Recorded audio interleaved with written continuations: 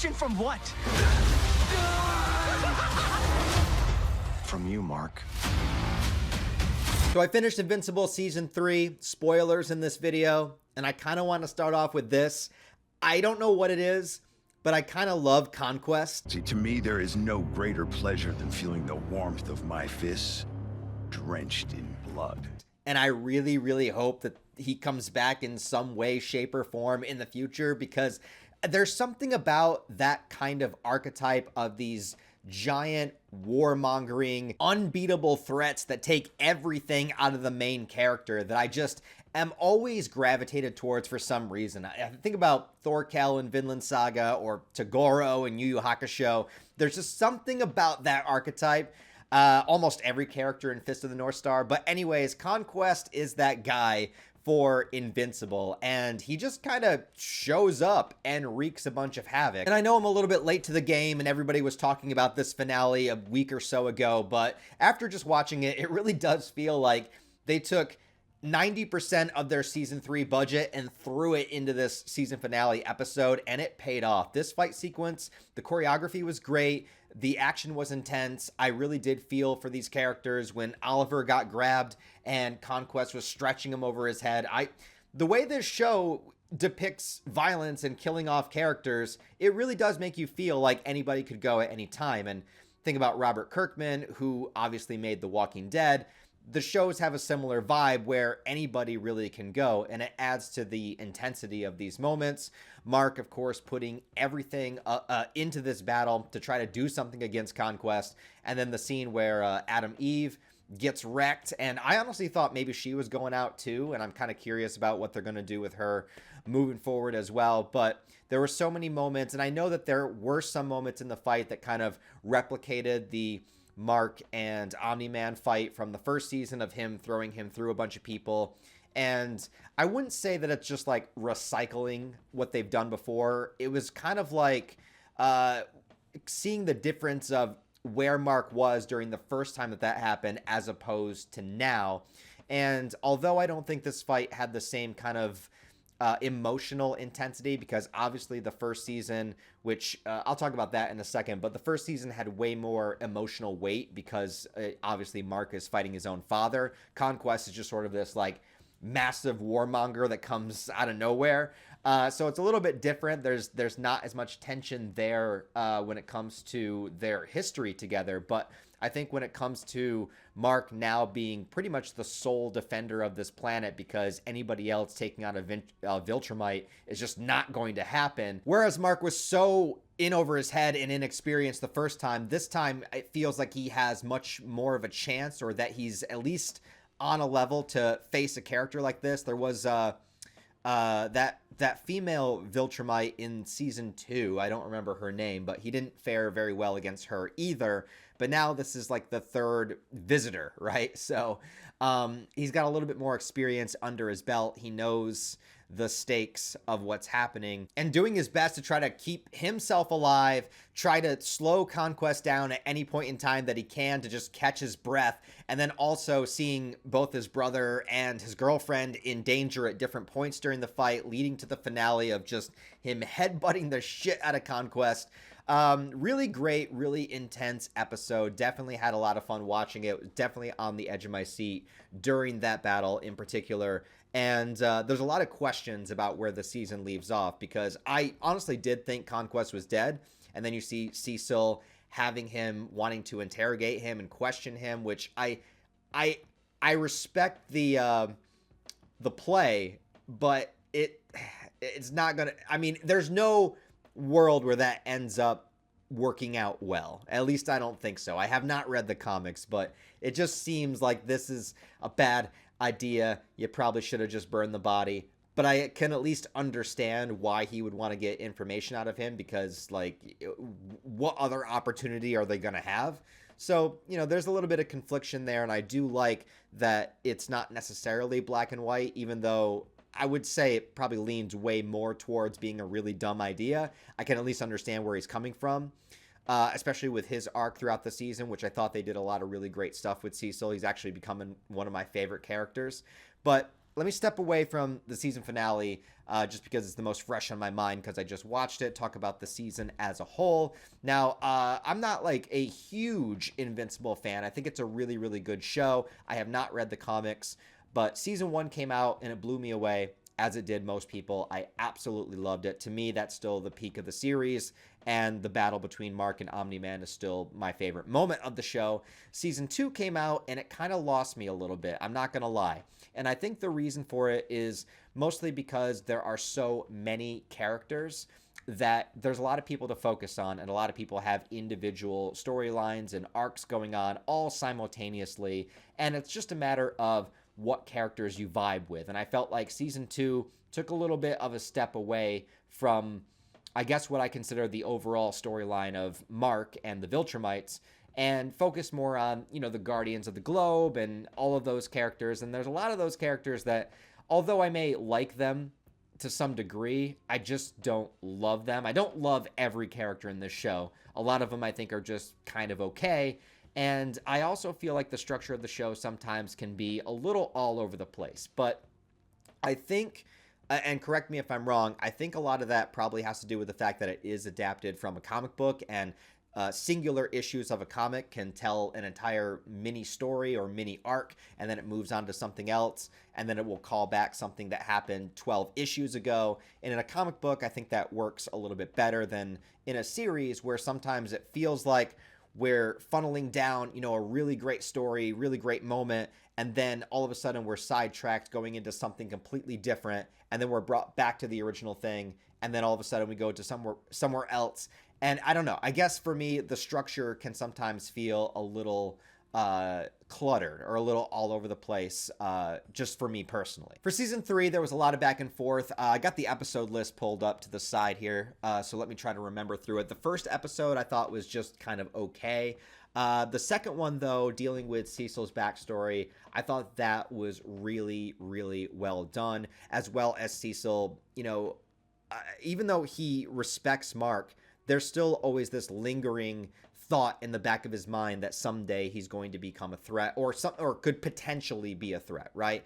And I love how during the course of the episode, you don't even really realize how terrifying Mark is becoming, because he's disagreeing with Cecil, and he has this moment where, you know, he goes in and I don't think this is the episode where he breaks into the Pentagon, but that episode is like, to Cecil's point. There's also a moment where he lays waste to Cecil's guards, and Cecil has to use the sort of sonic ability that they've gathered in order to kind of put him down for a little bit. And you see Mark doing these things, and us seeing the protagonist, you know, slowly advance into doing that, we understand where Mark is coming from. But I think what is really great about that episode, I believe it's that episode, I could be a little mixed up, I did kind of binge it, but I think it's episode 2.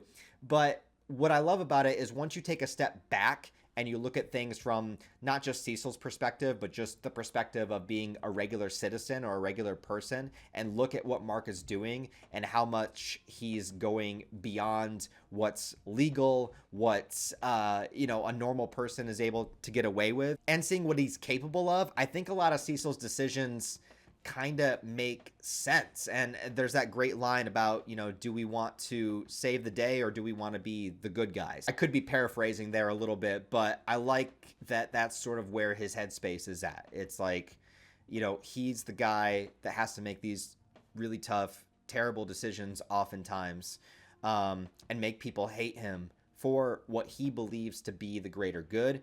And whether or not you agree with him or not agree with him, that's kind of the fun of the show, I think, is how far are you willing to go along with what he's doing.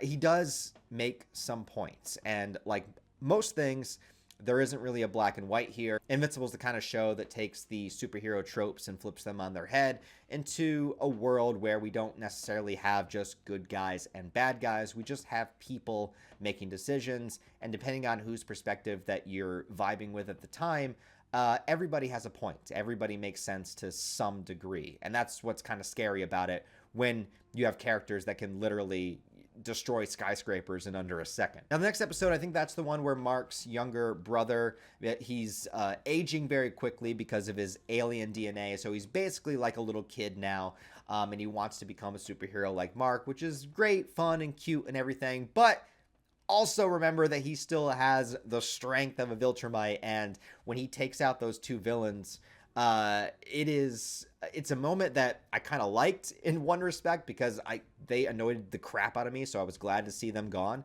But also, you think about what this child is capable of and the direction that he could go. It starts to make Mark really uncomfortable about the things that could potentially happen as he starts to grow older. Also wearing, the symbol of Omni-Man, and and the costume change for Invincible, I like it a lot. I know that Invincible's costume, I think, correct me if I'm wrong, I don't want to offend any Invincible fans by saying this, but I think it's supposed to be a little dorky, but I think making it more dark blue instead of the yellow makes it look a little better, in my opinion. Probably going to get hate for that. But ultimately, I think my favorite episode this season was episode 4, which was Alan breaking Nolan out of the Viltrumite prison. I really enjoyed this episode. I loved everything about it. I would give this episode a 10 out of 10. I like Alan as a character. I liked him communicating with Omni-Man back and forth about wanting to get him out, wanting him to join up with him. And I also love Nolan. So Nolan is probably my favorite character in the whole series. Omni-Man Nolan is probably my favorite, which is a bummer that, season 3 didn't really have a lot of him. But this episode was great for him. It was great for his development and what he's been through.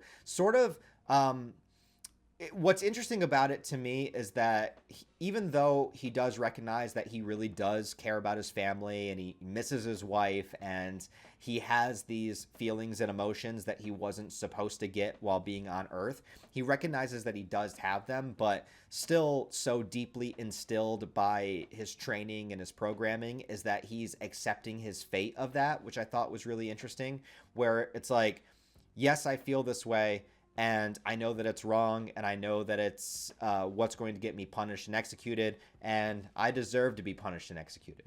But it's also an escape from his pain, right? So if he's finally executed, he doesn't have to think about this anymore. He's very lost, he's torn between two worlds, and I really like that for him. And Alan just persevering in order to help him escape was also really endearing, that Omni-Man, actually does have at least one person out there that believes in him. And I think that that's something that he really needs, and one of my favorite parts of the whole episode was during the prison breakout, and Alan opens up the one cage and you wonder, like, who's in there? And it's fucking Battle Beast.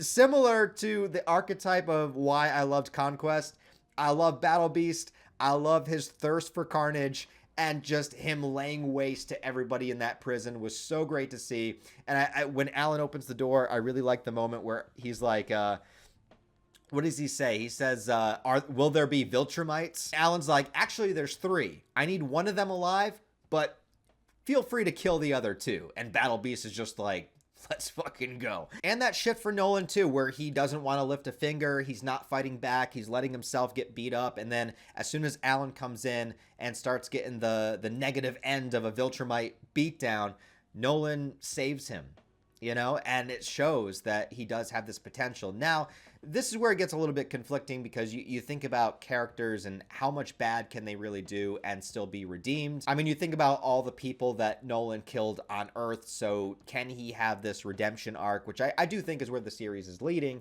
And sure. And Mark says a line somewhere in this season where he's like, it's not like saving lives cancels out the lives that you've taken, and that's true. But, the search for redemption really lies in each individual person. And if that is something that Nolan is going to try to do, it's up to whoever is around him to decide if they want to give him that benefit of the doubt or not, right? So it's going to be a struggle between whoever he meets, whoever he encounters when he gets back on Earth. I mean, if Cecil or the Immortal or, any of these characters that have tangled with him, it's going to be rough. Let's see. Episode 5, that was another weaker one for me. I mean, the dragon was kind of cool, I guess, but I don't know. I don't really have too much to say about it, to be honest. The one after that was the one where Aaron Paul's character shows up, voice acting for the character. Now, some people have criticized Invincible for getting so many celebrity voice actors, and I don't really know behind the scenes how much they're spending on everything, because they're like, why would you, pay all of these big name actors when you could put that money into the budget for the animation? I don't know how it works behind the scenes, so I'm not going to make any claims as far as that goes, but there are plenty of people out there that do specifically voice acting for a living. So yeah, there's plenty of people they probably could have hired other than known celebrities to do the voices. Having said that, Aaron Paul is a great actor, and he did a great job. And I thought this one was good. I mean, this makes sense. I feel like this is a common thing you would see in superhero media, where due to the collateral damage, somebody gets killed, and then a character goes out for vengeance against the superhero that happened. So yeah, I thought it worked. I thought it was good. That was a fine episode. Episode 7. So this is the Invincible War, where Angstrom brings all of these different marks from different universes to wreak havoc on our Mark's universe. I thought that this episode was, again, it felt a little out of place with everything else that was going on. It just kind of felt, because he was the big villain at the end of season 2, and I kind of really liked that being Mark's first big kill. You know what I mean? The whole, as much as I didn't really like season 2, the finale of the final episode of season 2 was really good, where he was sending Mark to all these different dimensions, constantly interrupting his fight, threatening his mom, and then finally Mark had enough of his shit and, beat the crap out of him. I thought you were stronger. It was a really dark moment for Mark's character, and as much as I don't really remember season 2 that well, that episode always sticks out in my mind. So having him come back, again, I was kind of taken aback by it a little bit. I mean, I'm sure there's more for him to do. He's still alive. I'm sure the comics go much deeper into this character, but I was kind of happy to be done with him at the end of season 2, and I thought it all kind of wrapped up well. So bringing him back, I was like, okay, what are they going to do with this? And bringing all the Marks in.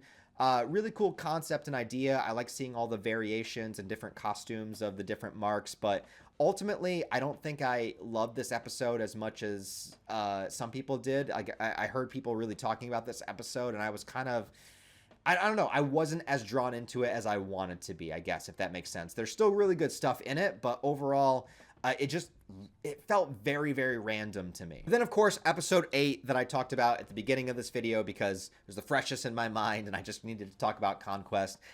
This was fantastic. The animation, the action, the intensity, the emotion, it was all there. Really fantastic episode, and leaves me with a lot of excitement to where season 4 can go. I know that the comic has finished, so at least there is an endpoint at some point. Sometimes with these shows like The Walking Dead, where I feel like the show just kind of dragged after a certain point and wore out its welcome. So I'm really hoping that that does not happen with Invincible. But also, like I was saying earlier, for me personally, I'm most heavily invested in the Mark Nolan storyline, and I want to get deeper into that. A lot of the other characters, the supporting cast, there's some I like, but mostly I'm really into, I guess, I don't know if you want to call it the main storyline, but mostly I'm really into the Viltrumite stuff. That's kind of where my focus lies with the show, and where I want to see it continue moving forward. I want to see if Cecil is able to get any information out of Conquest. He's probably going to break free and kill thousands of people, but whatever. And I want to see where Nolan and Alan are, if they are regrouping somewhere, or if they're on their way to Earth, what's going to happen with that. And yeah, what is going to happen when Nolan just returns to Earth, because things are not chill with him and people's interpretation of him at this moment. But yeah, overall, season 3 was good. I enjoyed it, even though there were a couple of weird tangents here and there that I didn't quite vibe with personally. I think overall the season was really great, way better than season 2, not as good as season 1, but there's a lot of really great stuff here. I'm also happy to see Mark and Adam Eve as a happy couple. I don't know if that will last given the nature of this show, but I'm happy to see it for the time being. So let me know what you guys think down below in the comments of Invincible Season 3. I know a lot of people were requesting for me to watch it and to check it out. So let me know what you guys think down below. Invincible Season 3. As always, thanks for watching this video, guys. Give it a thumbs up and a comment to help it out in the algorithm. If you want to support on a deeper level, I do have Patreon, channel memberships, and all the social media links where you can follow me down below. Other than that, I hope you have a wonderful rest of your day. I'll talk to you next time.